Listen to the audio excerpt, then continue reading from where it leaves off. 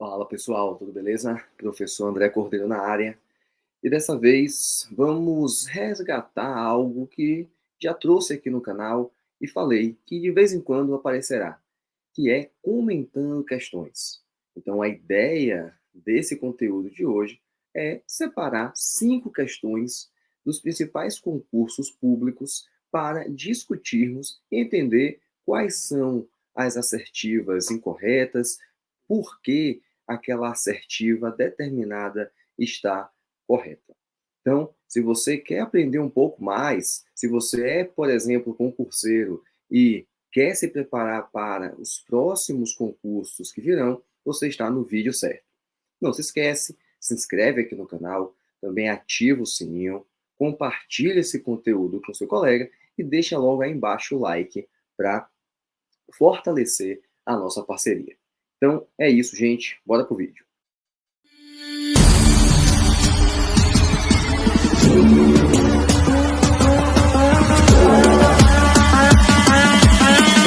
Vamos lá, vamos começar aqui, né? Primeira questão. Em relação à ventilação mecânica por pressão positiva, a mudança da fase inspiratória para a fase expiratória pode ser realizada através das variáveis de volume, pressão, fluxo e tempo.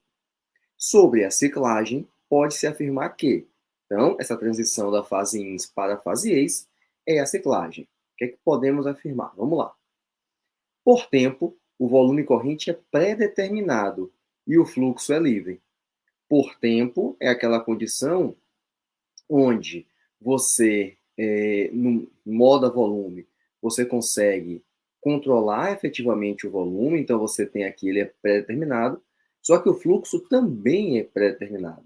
Então, se você viu aqui a videoaula sobre assincronia de fluxo, você vai perceber que em algumas situações pode ocorrer essa sincronia exatamente porque você estabelece um fluxo e o paciente quer um fluxo diferente. Então, nesse caso aqui, por tempo, o fluxo é controlado também. Por pressão, a inspiração termina quando a pressão pré-determinada é alcançada. Exatamente. Tá? Então, essa ciclagem ela vai acontecer exatamente porque a pressão que você ajustou foi alcançada. A volume, o tempo inspiratório, depende do volume corrente e independe da taxa de fluxo inspiratório. O que acontece?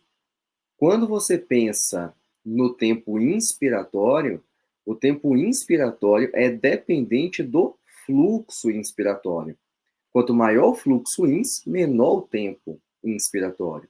Quanto maior esse fluxo ins, tende a ser menor o tempo inspiratório. Portanto, essa assertiva também está errada. E a D?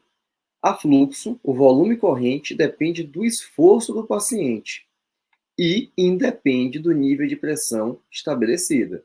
Então, o esforço do paciente, ele pode sim gerar maior volume, tá?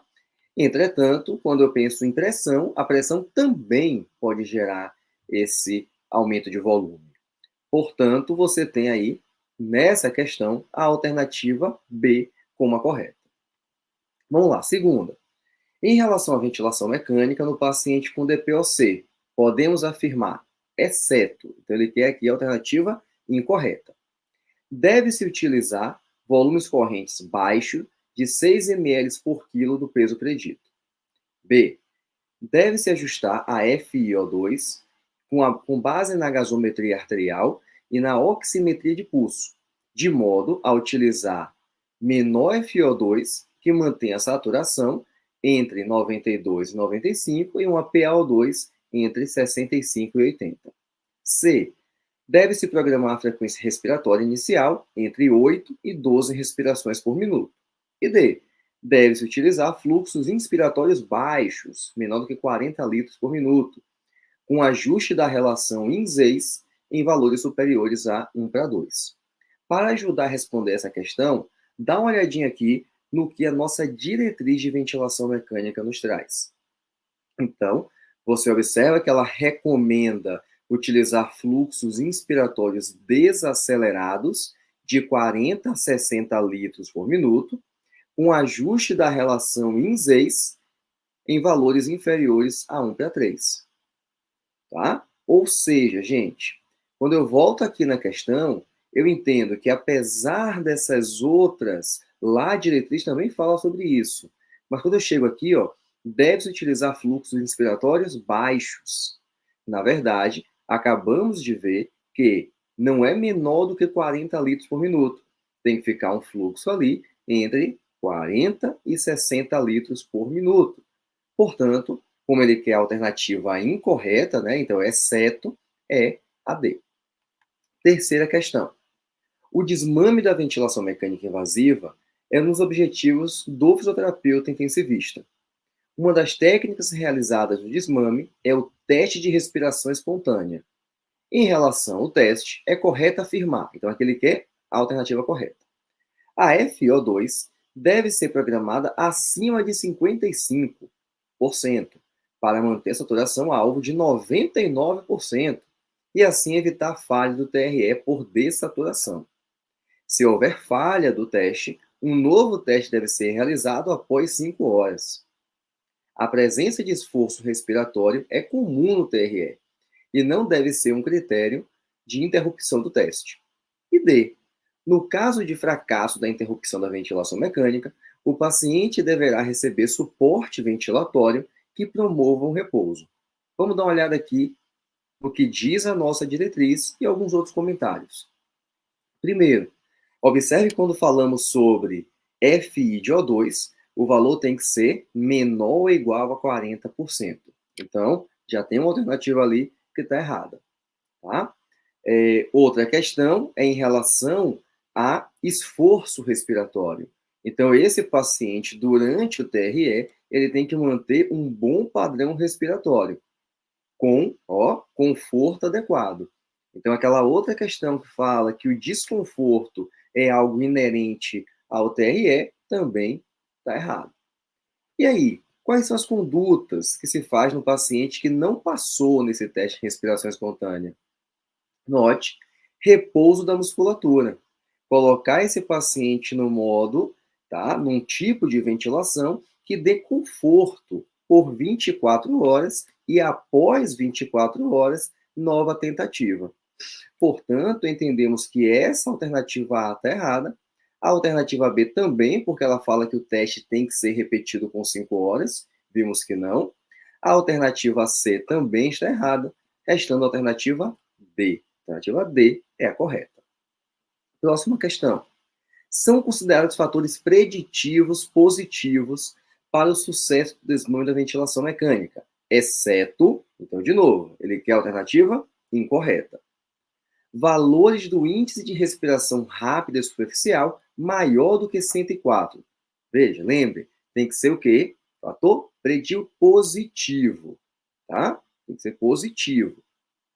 Hemoglobina maior do que 10 gramas por decilitro, PI máxima menor do que menos 30 centímetros de água, balanço hídrico não positivo nas 24 horas prévias à retirada da ventilação, tosse eficaz com habilidade de eliminar a secreção e manter via aérea pérvia. Vamos dar uma olhada de novo aqui o que diz a nossa diretriz.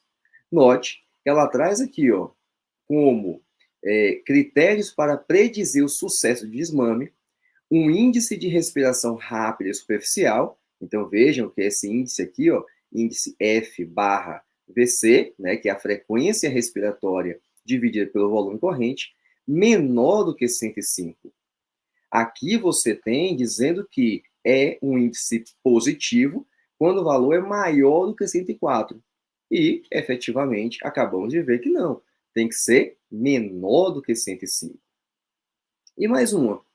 Durante o teste de respiração espontânea, pacientes que não apresentarem os seguintes critérios abaixo são candidatos à extubação. De novo, exceto taquipneia, taquicardia, dessaturação, hipertensão ou hipotensão. Vamos lá. Sinais de intolerância.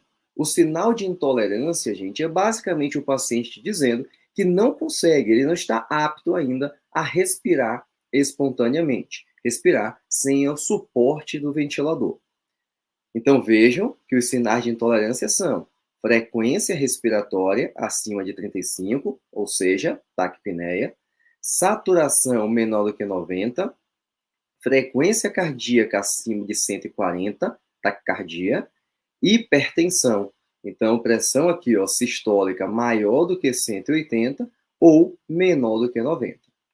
Olhando aqui, qual é, né, o critério que não está associado?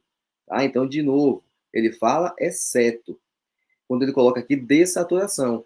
Saturação de oxigênio menor do que 98. Não, vimos que tem que ser menor do que 90. Tá? Então, a única alternativa que não corresponde a um sinal de intolerância é exatamente a alternativa C. Então é isso, galera. Chegamos aqui ao final desse vídeo, onde comentamos mais 5 questões relacionadas a um concurso público associado à terapia intensiva. Se você gostou desse vídeo, novos virão também nesse formato. Deixa aqui embaixo no comentário se você gostou, se você quer mais desses vídeos. E não se esquece, se inscreve aqui no canal, ativa o sininho para receber toda semana notificação de novos vídeos. Compartilha também com seu colega e deixa o seu like. Até o próximo vídeo.